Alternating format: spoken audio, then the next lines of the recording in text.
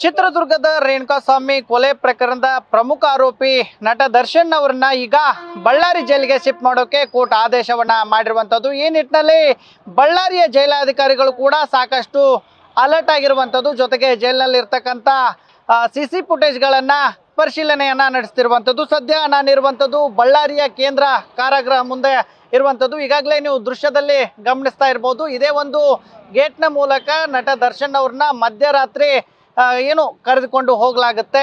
ಹೀಗಾಗಿ ಎಲ್ಲ ರೀತಿಯಾದಂಥ ಸಿದ್ಧತೆಗಳನ್ನ ಈಗಾಗಲೇ ಪೊಲೀಸರು ಕೂಡ ಮಾಡ್ಕೊಂಡಿರುವಂಥದ್ದು ನೀವು ದೃಶ್ಯದಲ್ಲಿ ಗಮನಿಸ್ತಾ ಇರಬಹುದು.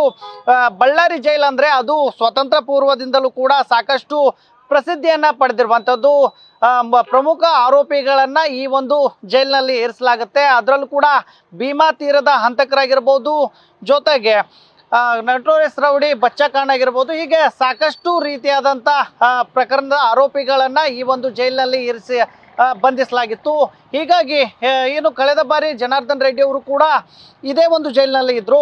ಈಗ ನಟ ದರ್ಶನ್ ಅವ್ರನ್ನು ಕೂಡ ಇದೇ ಒಂದು ಜೈಲಿಗೆ ಶಿಫ್ಟ್ ಮಾಡುವಂತ ಒಂದು ನಿಟ್ಟಲ್ಲಿ ಅಧಿಕಾರಿಗಳು ಕೂಡ ಎಲ್ಲ ತಯಾರಿಗಳನ್ನ ಮಾಡ್ಕೊಳ್ತಿರುವಂಥದ್ದು ನೀವು ದೃಶ್ಯದಲ್ಲಿ ಗಮನಿಸ್ತಾ ಇರ್ಬೋದು.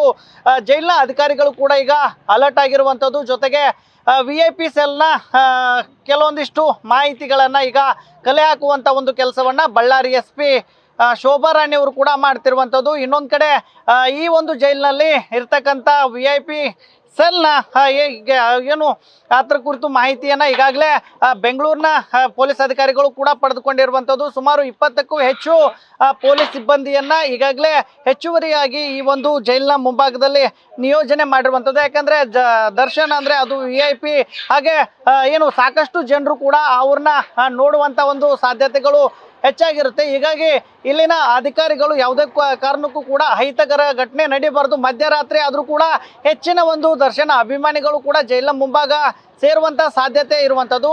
ಹೀಗಾಗಿ ಎಲ್ಲ ಮುಂಜಾಗ್ರತಾ ಕ್ರಮಗಳನ್ನ ಈಗಾಗಲೇ ಪೊಲೀಸ್ ಅಧಿಕಾರಿಗಳು ಕೂಡ ಕೈಗೊಂಡಿರುವಂತದ್ದು. ಇನ್ನೊಂದು ಕಡೆ ಮಧ್ಯರಾತ್ರಿ ವೇಳೆಗೆ ನಟ ದರ್ಶನ್ ಅವ್ರನ್ನ ಈ ಒಂದು ಜೈಲಿಗೆ ಶಿಫ್ಟ್ ಮಾಡ್ತಾರೆ ಅನ್ನುವಂತ ಒಂದು ಮೇಲ್ನೋಟಕ್ಕೆ ಈಗ ಮಾಹಿತಿ ಕೂಡ ಇರುವಂತದ್ದು.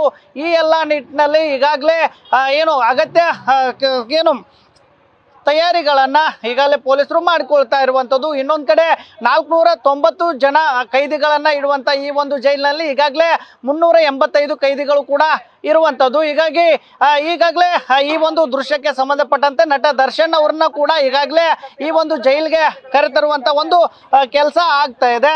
ಹೀಗಾಗಿ ಎಲ್ಲ ರೀತಿಯಾದಂತ ಅಂದ್ರೆ ಬೆಂಗಳೂರಿನಿಂದ ಯಾವುದೇ ಕ್ಷಣದಲ್ಲಾದ್ರೂ ಕೂಡ ನಟ ದರ್ಶನ್ ಅವರು ಕೂಡ ಈ ಒಂದು ಜೈಲಿಗೆ ಕರೆತರುವ ಸಾಧ್ಯತೆ ಇರುವಂತದ್ದು. ಹೀಗಾಗಿ ಅಗತ್ಯ CCTV ಫುಟೇಜಸ್ಗಳಾಗಿರ್ಬೋದು ಮತ್ತೆ VIP ಸೆಲ್ನ ಅಟ್ಯಾಚ್ ಬಾತ್ರೂಮ್ಗಳಾಗಿರ್ಬೋದು ಎಲ್ಲ ವ್ಯವಸ್ಥೆಗಳನ್ನ ಈಗ ಅಂತಿಮ ಹಂತದ ಏನು ಪರಿಶೀಲನೆ ಮಾಡುವಂತ ಒಂದು ಕೆಲಸಕ್ಕೆ ಪೊಲೀಸ್ ಅಧಿಕಾರಿಗಳು ಕೂಡ ಈಗ ಮುಂದಾಗಿರುವಂತದ್ದು. ಕ್ಯಾಮ್ರಾಮನ್ ಕಾರ್ತಿಕ್ ಜೊತೆಗೆ ಶಿವಾನಂದ್ ಮದಿಹಳ್ಳಿ, ನ್ಯೂಸ್ ಫಸ್ಟ್ ಕನ್ನಡ, ಬಳ್ಳಾರಿ.